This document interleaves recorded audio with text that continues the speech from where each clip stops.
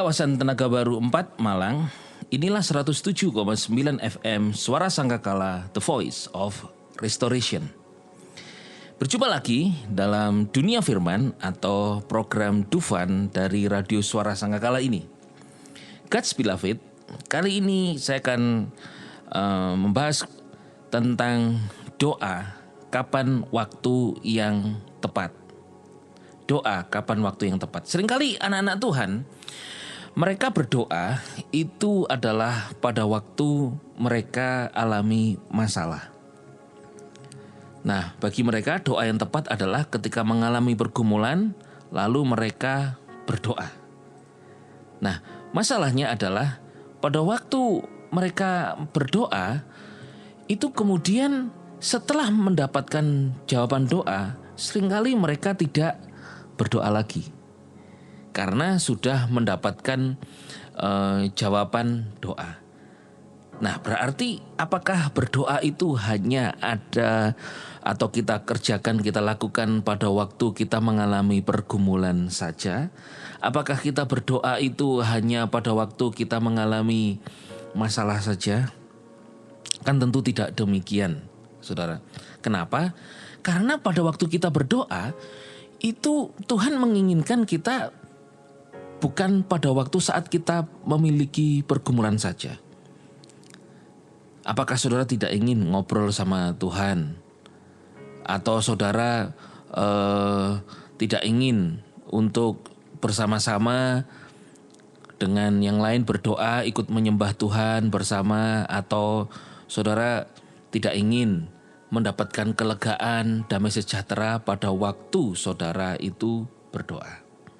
Ada peristiwa ketika Petrus ditahan di penjara, dan di mana pada waktu itu Petrus itu ketika di penjara, apa yang terjadi, apa yang dilakukan oleh para jemaat, dikatakan di dalam Kisah Rasul pasal 12 ayat yang ke-15, ayat yang ke-5, Kisah Para Rasul 12 ayat yang ke-5, maka Petrus ditahan di dalam penjara, tetapi jemaat berdoa dengan sungguh-sungguh kepada Elohim bagi dia. Petrus di penjara, jemaat berdoa. Tapi apa yang terjadi ketika seseorang yang dianggap, yang dituakan penatua atau hamba Tuhan, ini pada waktu itu kan Petrus adalah pelayan Tuhan, rasul, pemberita firman, penerus pesan dari Yesus Kristus ketika Yesus sudah mati, dikubur, naik ke surga, dan Petrus menjadi penerus, pembawa kabar baik atau pembawa pesan Yesus Kristus kepada jemaat. Petrus di penjara, jemaat berdoa. Kalau hari ini bagaimana? Hamba Tuhan alami masalah, jemaat expose, viralkan di TikTok, di mana lagi? Diomongin. Pendeta salah, hamba Tuhan salah, diomongin, dirasanin, digosipin. Haruskah begitu? Firman Tuhan berkata bahwa ketika Petrus ditahan dalam penjara, jemaat berdoa dengan sungguh-sungguh. Dan ini firman Tuhan.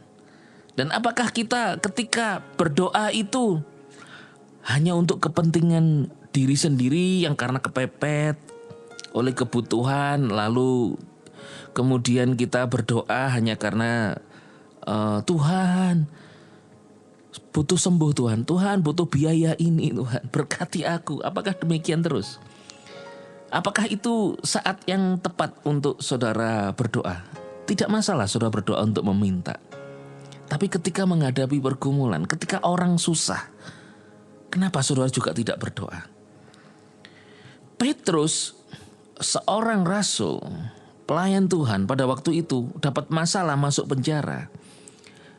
Jemaat berdoa untuk Petrus. Bahkan bukan saja saat itu, ketika jemaat berdoa, ada malaikat Tuhan yang berdiri di depan Petrus, membangunkannya, dan lepaslah rantai-rantai jatuh lepas daripada kedua tangan Petrus, dilepaskan oleh para malaikat itu di ayat yang ke-7, dan kemudian dikeluarkan dari penjara. Doa para jemaat membuat Petrus terlepas dari penjara. Kemudian tidak hanya itu, ketika Petrus keluar dari penjara, ayat 12 dikatakan setelah menyadari semua itu, ia pergi ke rumah Maria ibu Yohanes, yaitu Markus, tempat banyak orang berkumpul dan berdoa. Setelah Petrus keluar dari penjara, ditemukan jemaat tetap berkumpul dan berdoa. Artinya apa? Setelah mendapat jawaban doa, ada mujizat, terlepas dari penjara, supranatural, malaikat yang melepaskan Petrus, jemaat tetap ngumpul dan tetap berdoa. Di Alkitab kita mengajar kepada kita bahwa ketika ada masalah, berdoalah. Tapi setelah dapat jawaban doa, ya tetaplah berdoa. Bukan ada masalah saja kita berdoa. Atau yang lebih parah adalah kalau sekarang banyak yang ada hamba Tuhan bermasalah, diomongin, digosipin, atau apa. Bukannya malah didoakan. Ayo kita kembali ke Bible. Ada masalah, doakan. Ada teman saudara, ada rekan, hamba Tuhan, pelayan Tuhan yang lain ada masalah, doakan. Karena apa? Karena Tuhan mau menolong, itu juga mau mengajak kerjasama kita berdoa. Bukan berarti Tuhan bergerak karena doa kita. Berarti kita Tuhannya dong. Tuhan bergerak menolong kita bukan karena doa kita. Kalau kita berdoa itu respon, respect, hormat. Kita percaya, orang percaya kepada Tuhan Yesus itu berdoa. Jemaat itu percaya Yesus pada waktu itu, percaya doa, percaya Tuhan. Ada kuasa di dalam doa. Dan ketika Petrus masuk penjara, mereka berdoa, dilepaskannya Petrus pada hari ini. Seharusnya saudara juga ada masalah, ada apa? Doakan. Setelah mendapat jawaban doa, tetap berdoa. Karena apa? Doa ini ya, saya memakai kata standarisasi. Standarisasi itu kembali kepada standar awal. Contoh, God's beloved, engkau memiliki sepeda motor atau mobil. Di kala tertentu, saudara mesti ganti oli, servis sepeda motor saudara, mobil saudara, supaya kembali kepada setelan awal walaupun tidak sebaru dari keluaran pabrik, paling tidak standar. Sehingga motorbaut yang kendor diganti, oli diganti baru, sehingga keluar dari servis itu motor, mobil enak lagi. Kalau sudah goyang setirnya atau bannya ndak oke, diisi atau di servis atau di spurring balance, sehingga kembali kepada setelan standarnya mobil atau motor itu berjalan dengan baik lagi. Harus diservis. Servis atau standarisasi motor mobil itu supaya kembali awalnya baik. Saya beritahu, saya dan saudara kita, anak-anak Tuhan, kita ini ciptaan baru. Sudah diciptakan baru, dibaptis ke dalam Kristus, ada Roh Kudus di dalam kita. Namun perjalanan hidup ini, kita menemukan di hidup ini kemudian ada kena masalah. Kita khawatir. Motor mobil terjadi aus, yang aus diganti atau diperbaiki, diservis itu sehingga baik. Kita juga seringkali bisa alami aus kehidupan. Yaitu kita terkecewakan, kita dapat tekanan. Kenapa kita harus berdoa? Saudara, berkala kita mesti masuk dalam doa supaya engkau alami standarisasi ulang. Ketika engkau berdoa, engkau dikuatkan, dapat kekuatan Tuhan.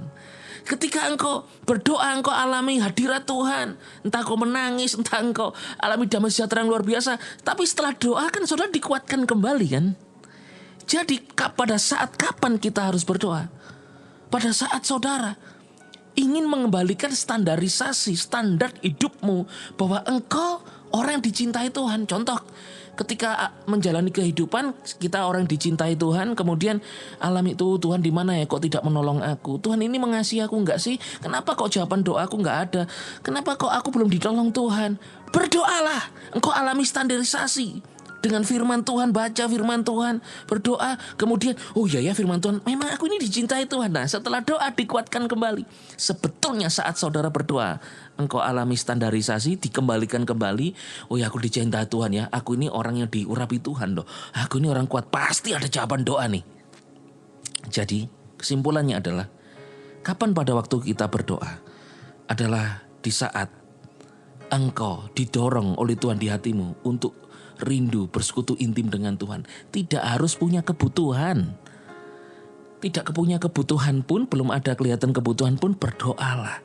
Karena seringkali itu adalah seperti standarisasi sehingga engkau alami kekuatan kembali. Ketika engkau berdoa, ketika engkau alami damai sejahtera kembali. Engkau alami bahwa engkau ya aku dicintai Tuhan, mengalami sukacita kembali.